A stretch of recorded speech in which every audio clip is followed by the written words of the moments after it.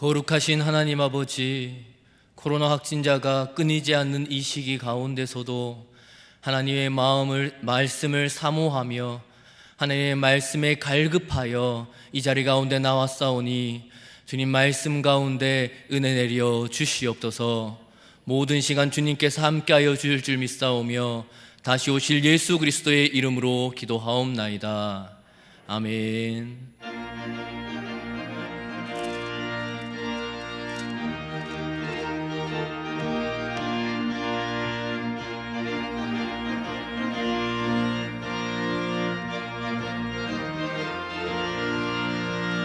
주님 약속하신 말씀 위에서 영원토록 주를 찬송하리라. 소리 높여 주께 영광 돌리며 약속 믿고 굳게 서리라.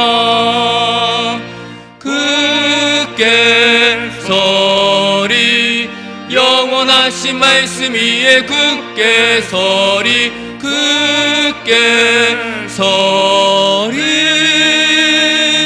그 말씀 위에 굳게 서리라. 주님 약속하신 말씀 위에서 세상 염려 내게 엄습할 때에 용감하게 힘써 싸워 이기며 약속 믿고 굳게 서리라. 굳게 서리, 영원하신 말씀 위에 굳게 서리. 굳게 서리, 그 말씀 위에 굳게 서리라. 주님 약속하신 말씀 위에서 영원하신 주의 사랑이 믿고 성령으로 힘써 싸워 이기며 약속 믿고 굳게 서리라. 굳게 서리, 영원하신 말씀 위에 굳게 서리. 굳게 서리, 그 말씀 위에 굳게 서리라. 주님 약속하신 말씀 위에서 성령 인도하는 대로 행하며 주님 품에 항상 안식 얻으며 약속 믿고 굳게 서리라. 굳게 서리, 영원하신 말씀 위에 굳게 서리. 굳게 서리, 그 말씀 위에 굳게 서리라.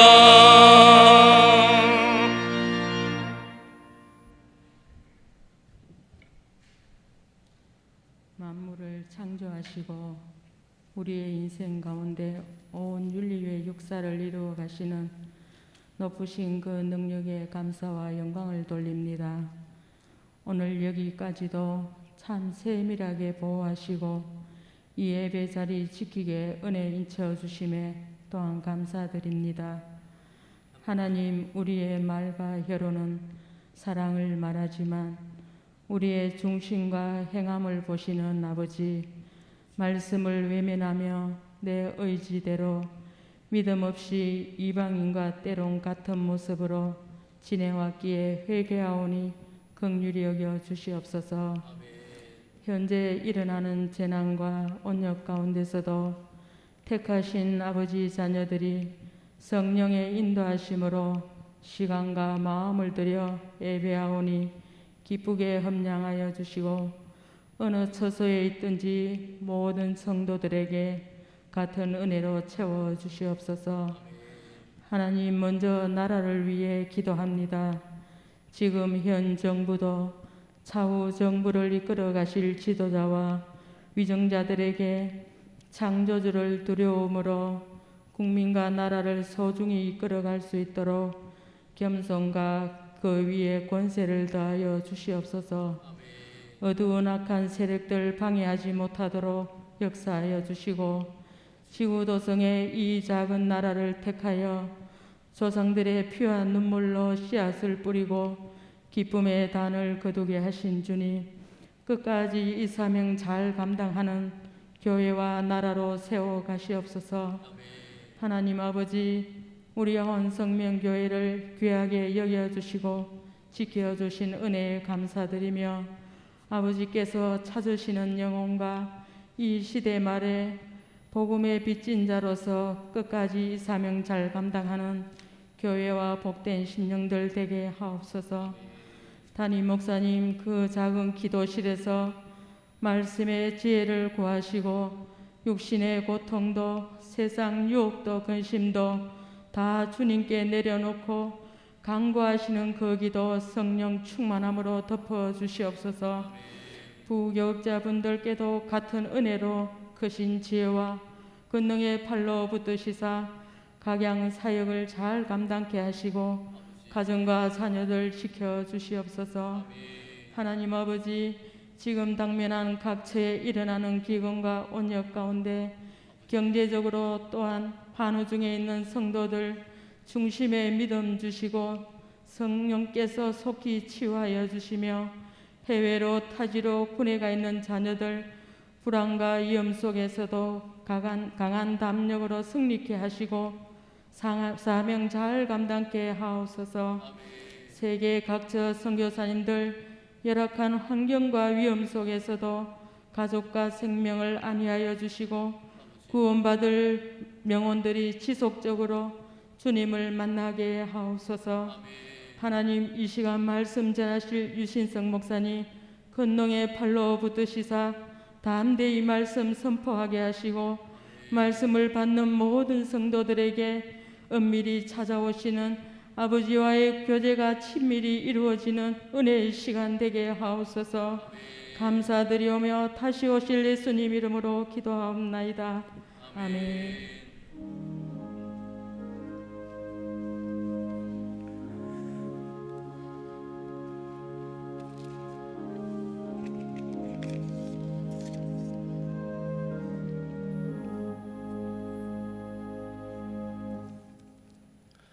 성경 말씀은 창세기 17장 9절에서 14절까지 말씀입니다. 구약성경 19페이지에 있습니다. 창세기 17장 9절에서 14절까지의 말씀, 9절부터 교독하도록 하겠습니다. 하나님이 또 아브라함에게 이르시되 그런즉 너는 내 언약을 지키고 네 후손도 대대로 지키라.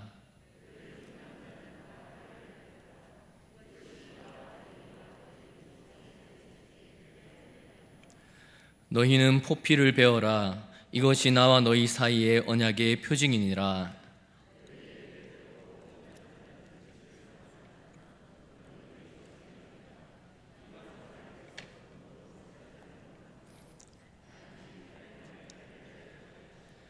너희 집에서 난 자든지 너희 돈으로 산 자든지 할례를 받아야 하리니 이에 내 언약이 너희 살에 있어 영원한 언약이 되려니와 할례를 받지 아니한 남자 곧 그 포피를 베지 아니한 자는 백성 중에서 끊어지리니 그가 내 언약을 배반하였음이니라.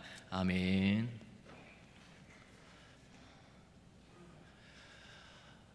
두 팔로는 한 사람만 안을 수 있습니다.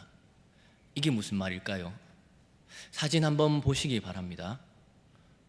혹시 이 사람이 누군지 아십니까? 헤어 디자이너였던 김나윤 씨입니다. 2018년에 교통사고로 한쪽 팔을 잃은 그는 더 아픈 사람, 더 절망하는 사람들에게 위로가 되기 위하여 운동을 시작했습니다. 8kg짜리 무게를 목에 걸고 스쿼트를 하고 아파트 23층 계단을 하루에 5번씩 오르내렸습니다. 그리고 작년 9월 25일 충북 단양에서 열린 WBC 월드 바디 클래식 피트니스 대회에서 비장애인과의 경쟁 끝에 3관왕에 올랐습니다. 김나윤 씨는 우승 소감을 웃으면서 이렇게 말했습니다. 장애가 부끄럽지 않으니 의수를 착용하지 않아요. 장애인 분들이 밖으로 나오도록 돕고 싶어요. 전엔 한 사람만 안을 수 있었지만 지금은 장애가 있는 여러 사람을 안아드릴 수 있어요. 만약에 우리 성도님들이 교통사고로 장애를 가지게 되었다면 이렇게 김나윤 씨처럼 살 수 있으시겠습니까? 사실 그냥 꾸준히 운동을 하기도 쉽지 않은데 불편한 상황 가운데서도 목표를 이루기까지 최선을 다하고 이루어내는 모습을 보면서 참 대단하다는 마음과 도전을 받았습니다. 그런데 한편 생각해보니 신앙생활도 이와 비슷한 면이 있는 것 같습니다. 아담의 범죄 이후로 타락하여 죄로 인해서 죽음 가운데 있을 수밖에 없는 우리가 성도로서 이 세상을 살아가기 위해서는 우리의 목표를 끝까지 잊지 않고 이루려는 큰 노력과 의지 그리고 꾸준함은 반드시 필요합니다.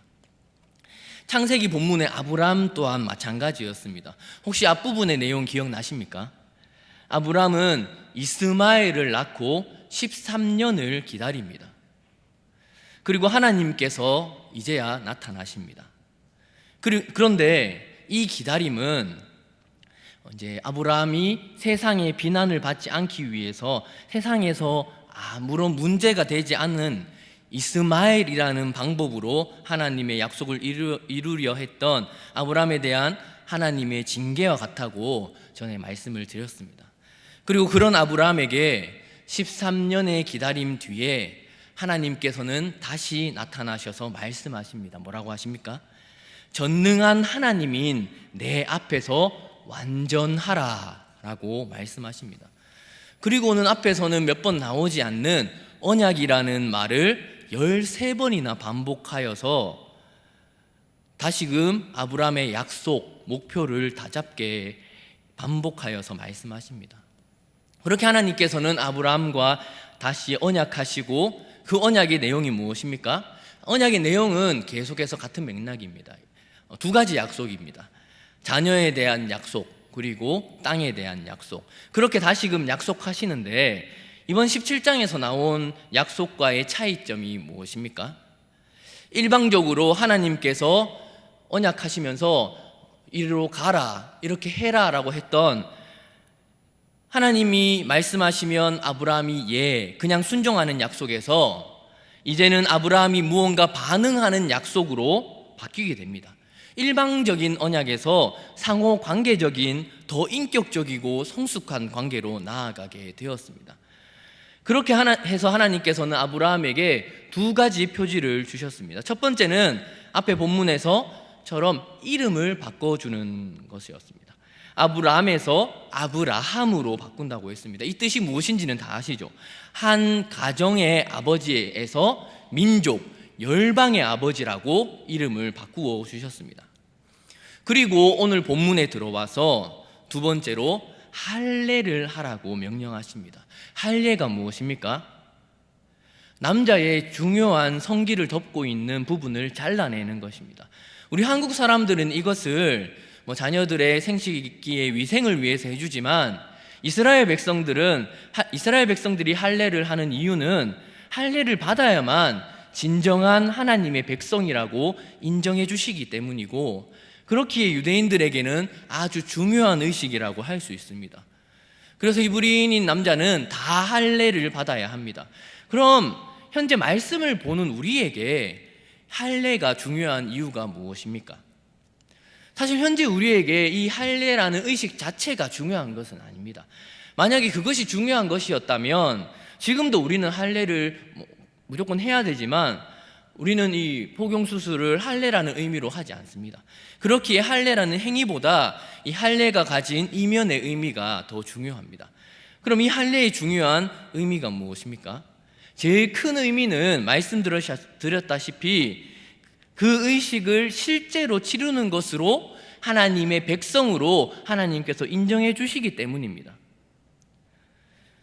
사실 우리가 무슨 일을 하든지 그냥 내가 한다라고 말하는 것은 참 쉽습니다. 생각으로 이렇게 해야지라고 결정하는 것은 별로 어렵지 않습니다. 다 될 것 같습니다. 예를 한번 들어볼까요? 우리 자녀들이 만약에 공부를 열심히 해서 서울대를 보내려고 하면 어떻게 공부해야 되겠습니까? 제가 알려드리겠습니다. 제 말대로 하면 우리 자녀들 다 서울대 들어갈 수 있습니다. 지금부터 중고등학교 시절 남는 시간 동안 하루에 10시간씩 정말 쉬지 않고 딴짓하지 않고 매일 열심히 공부하면 모두 다 서울대 갈 수 있습니다. 사랑하는 성도 여러분, 방금 제 말을 듣고 어떤 생각이 드셨습니까? 에이, 목사님, 그게 무슨 말인가요? 그게 말처럼 그렇게 쉽습니까? 실제로 하면 다릅니다. 그렇게 생각하셨지 않습니까? 그런데 실제로 진짜 공부를 딴 생각하지 않고 하루에 10시간씩 몇 년 동안 하면 할 수 있습니다. 내가 하고 싶은 거 참아가면서 그 목표를 이루기 위해서 체계적으로 시간 관리하면서 노력한다면 그 목표를 이룰 수 있는 것이 이 세상의 진리입니다. 그런데 못하는 이유가 무엇입니까? 그렇게 안 하기 때문입니다. 안 하기 때문에 그 목표를 이룰 수 없는 겁니다. 운동도 마찬가지입니다. 살 빼는 것도 마찬가지입니다. 이 세상에 얼마나 많은 다이어트 프로그램들, 운동 프로그램들이 많습니까? 그런데 그대로 하면 다 살 빠질 수 있고 몸 근육들 엄청 커질 수 있습니다. 그런데 안 하니까 안 되는 겁니다. 신앙생활도 마찬가지입니다. 목사님 말씀 듣고 성경 보면서 말씀대로 살아가면 신앙 잘 지킬 수 있습니다. 단순하게 각 주일 예배, 새벽 기도, 수요, 금요, 철야 기도회만 잘 나와서 말씀 듣고 살아가면 신앙은 떨어질래야 떨어질 수가 없습니다. 특히나 요즘은 결석 안 하고 살아가고 신앙생활하기 얼마나 힘든 세상입니까? 그런데 그렇게 말하면 어떻게 반응합니까? 목사님, 말씀은 다 좋고 알겠는데 상황이 되면 하겠습니다. 저도 압니다. 근데 얼마나 힘든데요. 아시지 않아요? 여유가 안 되니까 조금만 있다가 가겠습니다. 그런데 그렇게 하면 됩니까? 말씀대로 살 수 있습니까? 그렇게 하면 절대 말씀대로 살 수 없습니다. 이 세상이 얼마나 호락호락하지 않는지 우리 성도님들 신앙생활 하시면서 평생 살아오시면서 다 경험하셨지 않으십니까? 그냥 아무 생각 없이 교회 왔다 갔다 하시는 분들이라면 모를 수도 있겠지만 그래도 신앙생활 좀 잘해보려고 하시는 분들은 그런 마음 가지고는 절대 쉽지 않다는 사실을 다 아실 겁니다. 세상은 강한데 나는 약합니다. 내 생각대로 되는 것 하나도 없습니다. 그래서 우리는 무엇이 필요합니까? 하나님의 도우심이 절실히 필요하다고 깨닫고 절감하고 그렇게 살아야 합니다. 그래서 하나님을 믿는 사람이라면 그 말씀 붙들고 그 말씀대로 한번 살아보는 것이 중요합니다. 교회에서 예배 시간에 듣는 말씀 듣고 살아보고 우리 중등부에서 암송하는데 암송하는 대로 한번 외워오는 친구들 나중에 뭐든 될 겁니다. 하나님 믿는 사람이라면 하나님 말씀 붙들고 그 말씀대로 살아본다면 경험할 수밖에 없습니다.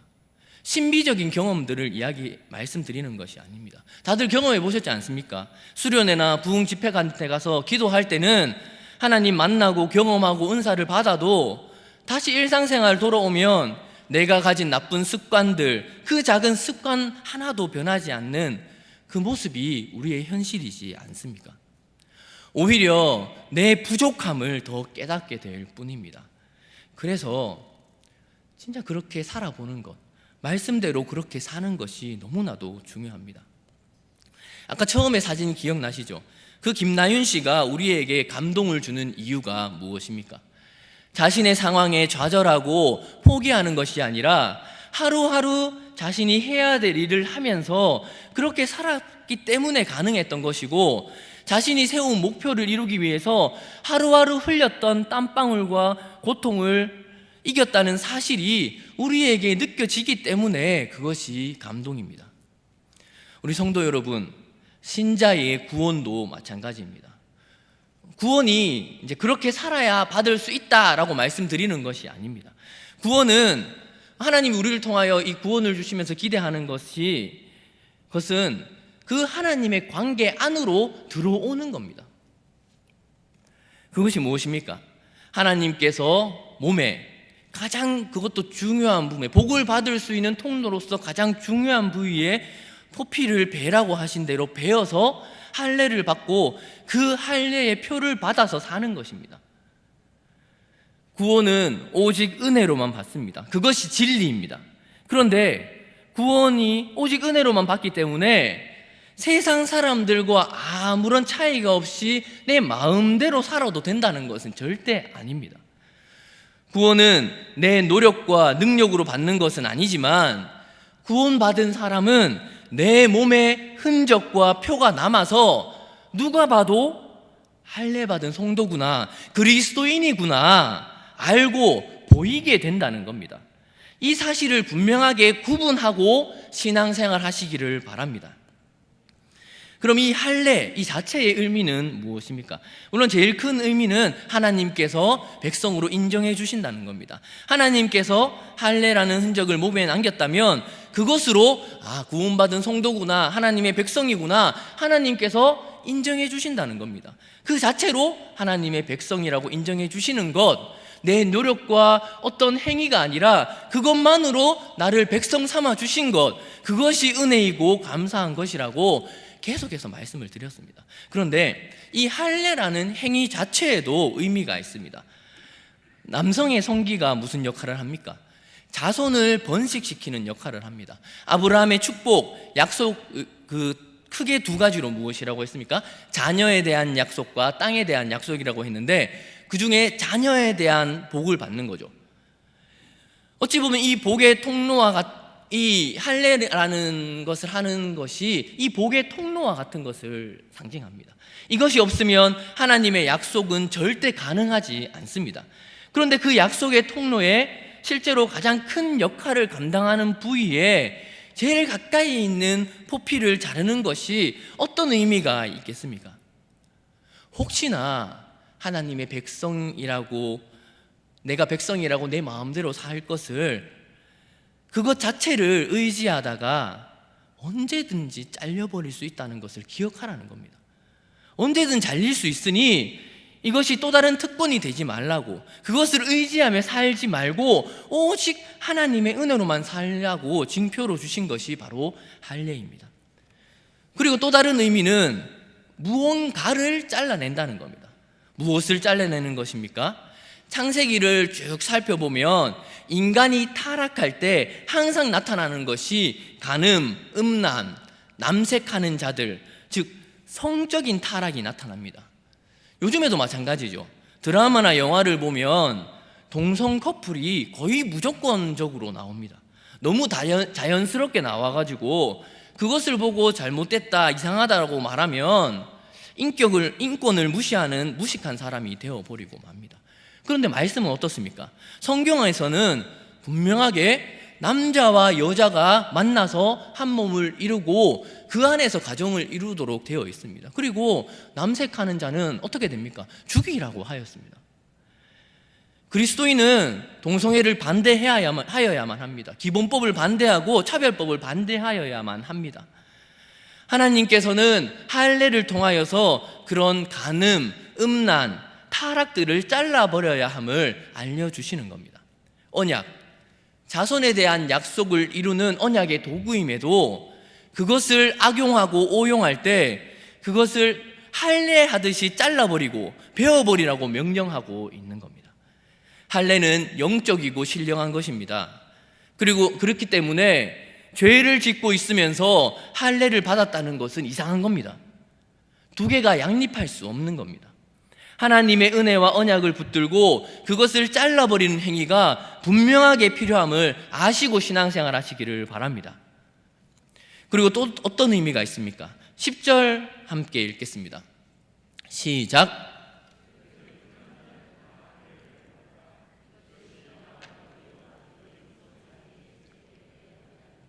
그리고 12절 함께 읽습니다. 너희의 대대로 모든 남자는 집에서 난 자, 너희 자손이 아니라 이방 사람에게서 돈으로 산 자를 막론하고 난 지 8일 만에 할례를 받을 것이라. 할례를 받아야 되는 사람들이 누구인지 나오는데 10절에는 남자는 다 할례를 받으라고 하고 12절에는 이방 사람, 돈으로 산 자, 너희 자손뿐 아니라 이방 사람, 돈으로 산 자를 막론하고 다 할례를 받으라고 합니다. 할례를 이 아브라함의 혈통의 계승자에게만 한정해서 하도록 하지 않습니다. 무슨 이유에서 아브라함의 자손뿐 아니라 종들이나 이방 사람들까지 할례를 받으라고 말하는 것입니까? 이것은 하나님께서 주시는 은혜의 개방성을 보여줍니다. 이스라엘 백성들의 바탕에 있는 대표적인 고질적인 문제가 선민의식입니다. 그러나 이 성경에, 그것도 제일 처음에 나오는 이 창세기에서 아브라함의 자손뿐 아니라 이방 사람에게까지 할례를 받게끔 하나님께서는 명령하셨습니다. 그 이방 사람들 역시도 하나님의 은혜 안에 들어오는 통로를 이미 열어놓으셨습니다. 가장 약한 자들일지라도, 소외된 자들일지라도 동일하게 하나님의 은혜와 영광으로 처음부터, 이 창세기 때부터 초대하고 있습니다. 우리 기독교는 절대 편협하지 않습니다. 처음부터 세상 모든 민족을 향한 사랑과 계획 속에 있는 것이 기독교이고 하나님의 언약입니다.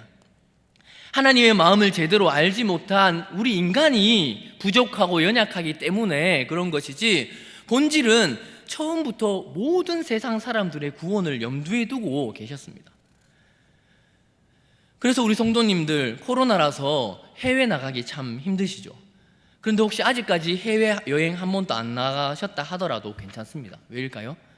하나님께서는 한 부족의 아버지인 아브라함을 아브라함으로, 한 부족의 어머니인 사레의 이름을 사라로 바꾸어 주신 이유가 무엇이겠습니까? 우리는 근본적으로 우리끼리만 구원받게끔 되어 있는 존재가 아니라 다른 모든 열국의 어머니, 아버지가 될 수 있다고 말씀하고 있기 때문입니다. 비행기 한번 못 타본 아브람과 사레에게 하나님께서는 열국의 아비와 어미 아브라함과 사라가 되게 하셨습니다.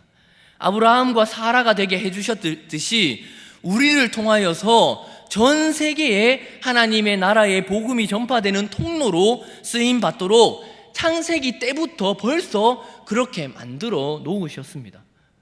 그래서 비록 우리 몸은 혹시 비행기를 한 번도 타보지 못하고 이 땅 가운데만 있더라도 우리의 마음과 생각은 절대 우리 가정이나 우리 나라에만 머물러서는 안 됩니다. 하나님을 믿지 않는 그 이웃들을 바라봐야 되고, 비록 선교지에 나가지 못하더라도 선교하러 가신 분들에게 기도나 마음이나 물질로 함께 동역하며 나아갈 때 그 모습들이 우리에게 표시가 되어서 하나님의 백성이라고 세상 사람들에게 보이게 된다는 것이고, 그것이 그리스도인들이, 성도들이 이 세상 가운데 흔적으로 보이게 되는, 어찌 보면 신약시대의 할례와 같은 역할을 감당하게 됨을 모두 알고 그렇게 사시기를 주님의 이름으로 축원합니다. 오늘 처음에 김나윤 씨의 사진을 봤었습니다. 교통사고로 팔을 잃은 나윤 씨는 팔의 흔적으로 자기의 삶의 목표와 목적을 세상 가운데 나타내며 살고 있습니다. 아브라함과 이스라엘 백성들은 할례라는 흔적을 통하여 세상 사람들과 구별되어서 하나님의 백성이라는 구별성을 가지고 살았고, 히브리인뿐만 아니라 이방인들이나 종들조차도 할례라는 흔적이 있으면 하나님의 백성으로 인정받았습니다. 그러면 2022년 현재 우리 교회 가운데 예배하러 오신 성도님들에게 무슨 흔적이 있습니까? 나윤 씨의 한쪽 팔과 같은, 이스라엘 백성들의 할례와 같은 세상 사람들과 구별되는 어떤 흔적을 가지고 살고 계십니까? 복의 통로로서 이것만 딱 보면 하나님의 백성이라고 할 수 있는, 그리고 세상적인 음란과 죄악에서 분명하게 구분하고 잘라내고 절단되어지는 흔적을 가지고 계십니까? 내가 중요하다고 생각하는 자녀, 돈, 남편, 직업, 권력 등등 세상의 유혹을 이겨내고 잘라낼 수 있는 어떤 흔적을 가졌는지 심각하게 고민해 보시기를 바랍니다. 혹시나 잘 모르시겠습니까? 정 모르시겠으면 알려드리겠습니다. 이스라엘 백성들이 할례를 언제 받습니까?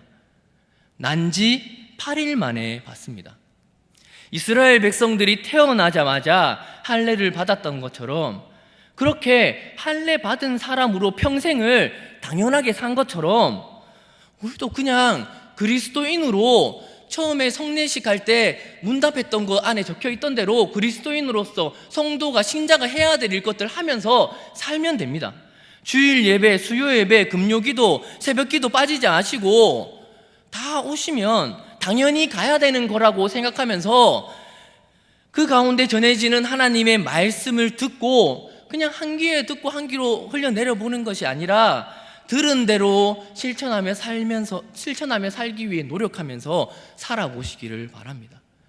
그렇게 그냥 살다 보면 그게 거룩한 성도로서 살아가고 계시는 모습을 나타내고 사실 겁니다.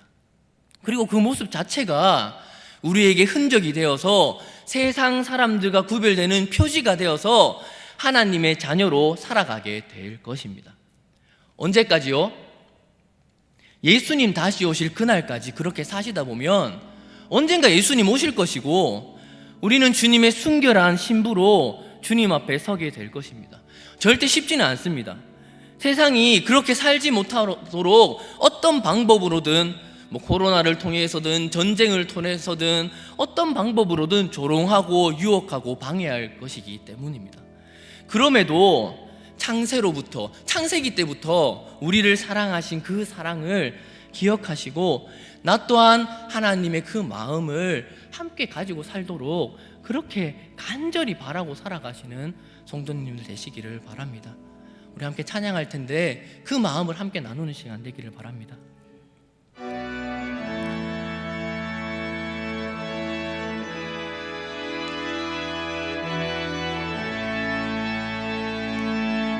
내 마음에 주를 향한 사랑이 나의 만엔 주가 주신 진리로 나의 눈에 주의 눈물 채워주소서.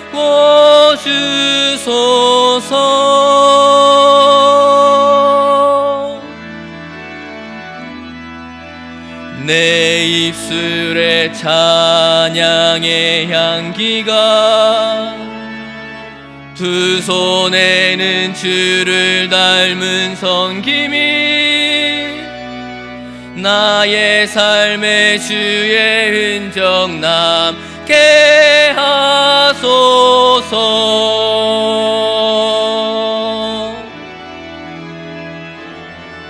하나님의 사랑이 영원히 함께하리. 십자가의 길을 걷는 자에게 순교자의 삶을 사는 이에게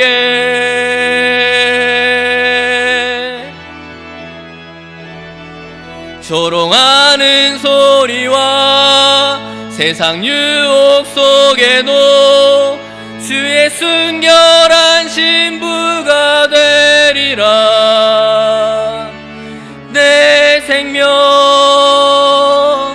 주님께. 우리 가사를 생각하며 다시 한번 찬양하겠습니다. 내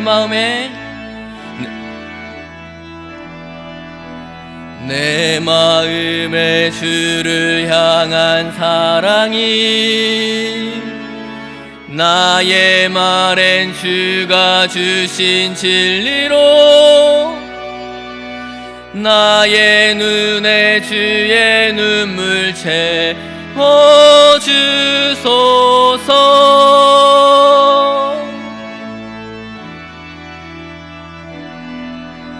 내 입술에 찬양의 향기가 두 손에는 주를 닮은 섬김이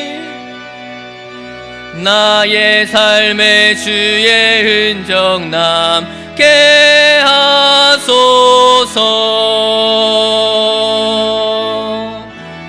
하나님의 사랑이 영원히 함께하리. 십자가의 길을 걷는 자에게 순교자의 삶을 사는 이에게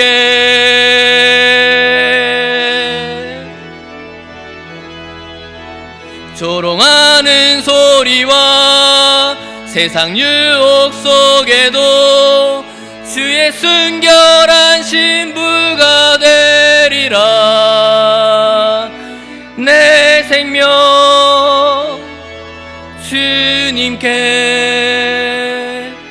드리리. 우리 이 시간 잠깐 기도하며 나가길 원합니다. 나에게 어떠한 흔적이 있는지 한번 살펴보시기를 바랍니다. 이 세상 사람들과 구별되는 흔적이 없다면 심각하게 고민해 보셔야 됩니다. 내가 세상 사람들과 구별되는 그 흔적이, 세상 사람들에게 그리스도인으로 보여지는 할례와 같은 흔적이 무엇이 있습니까? 내 삶 속에 예수 그리스도의 흔적 가지며 살게 하여 달라고 이 시간 기도하며 나아가겠습니다.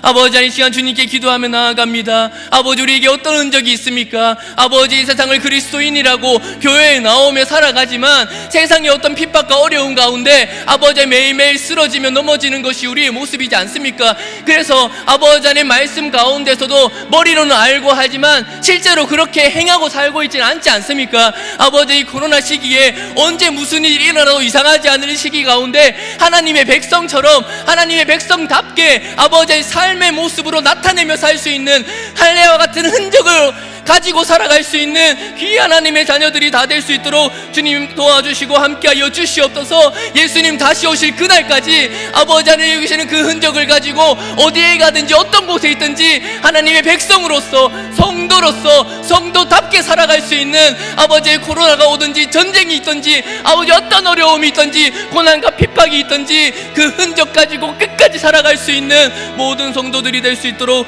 주님 도와주시고 함께하여 주시옵소서.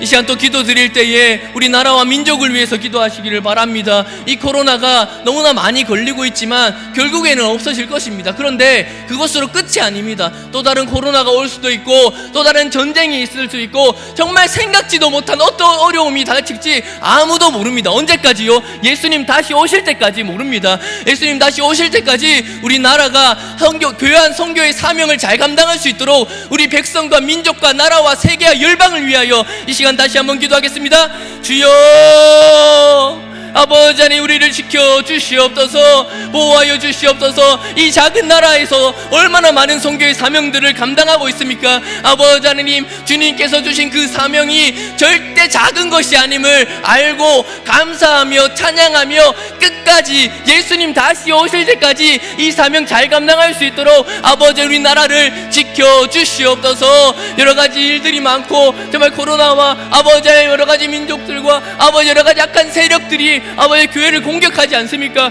그런 상황 가운데 아버지 교회가 그런 핍박들로 넘어지는 것이 아니라 아버지 성도가 있다면 하나님이 계시다면 능히 이겨내고 살아갈 수 있지 않습니까? 아버지 하나님 믿음으로 어떤 어려운 가운데서도 우리 나라가 민족이 세계 열방 가운데 하나님이 주신 사명 잘 감당할 수 있는 귀한 나라들 될 수 있도록 주님 도와주시고 함께하여 주시옵소서. 조롱하는 소리와 세상 유혹 속에서도 순결한 신부로서 예수님 다시 오실 때까지 정말 우리 맡은 사명들 잘 감당하며 승리하며 그 흔적 가지고 살아갈 수 있는 모든 성도들이 될 수 있도록 주님 도와주시고 함께하여 주시옵소서. 감사드렸고 다시 오실 예수 그리스도의 이름으로. 사랑의 하나님 아버지, 참으로 감사드립니다. 아버지 하나님, 부족하고 연약한 존재임에도 하나님의 백성으로서 성도로서 구원 가운데 들어오게 하여 주시고 하나님의 백성으로 살아갈 수 있게 하여 주심을 참으로 감사드립니다. 우리가 정말 연약하여서 내 생각과 노력으로 그것이 가능했다고 착각할 때가 얼마나 많습니까? 아버지 하나님께서 주신 그 흔적을 가지고 어디에 가든지 하나님의 백성답게 하나님의 백성처럼 살아간다면 아버지 이 세상의 어떤 어려움과 고난 가운데서도 주님 붙들어 주시지 않습니까? 내 힘이 아니라 하나님의 능력으로 예수님 다시 오실 그날까지 승리하며 살아갈 수 있도록 주님 도와주시고 함께하여 주시옵소서. 감사드리옵고 다시 오실 예수 그리스도의 이름으로 기도하옵나이다. 아멘.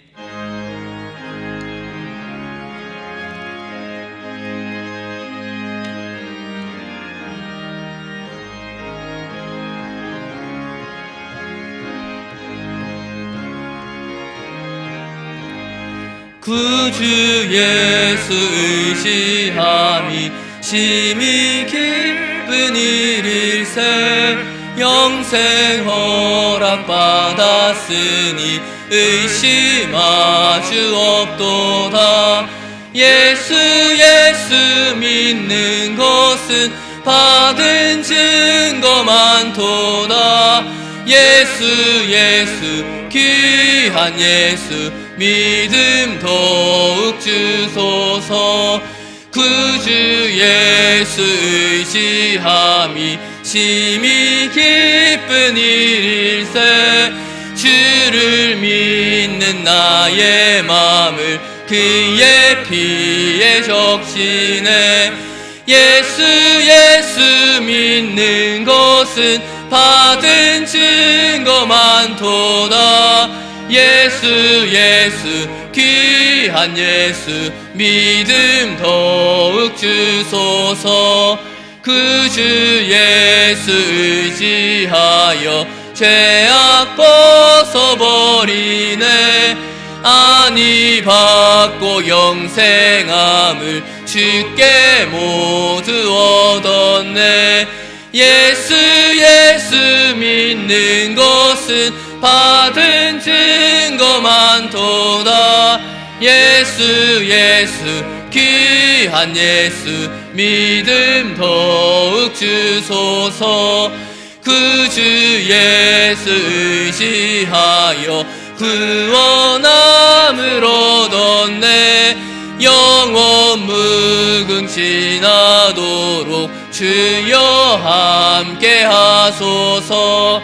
예수 예수 믿는 것은 받은 증거 많도다. 예수 예수 귀한 예수 믿음 더욱 주소서. 아멘. 감사헌금 드렸습니다.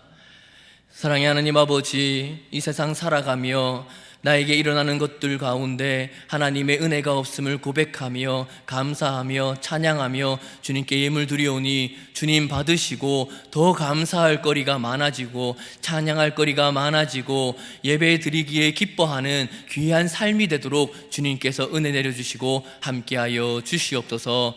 감사드리옵고 다시 오실 예수 그리스도의 이름으로 기도하옵나이다. 아멘.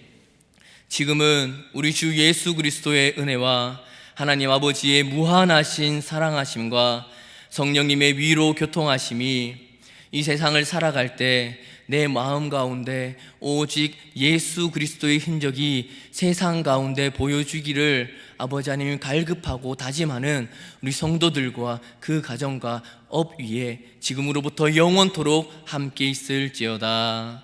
아멘.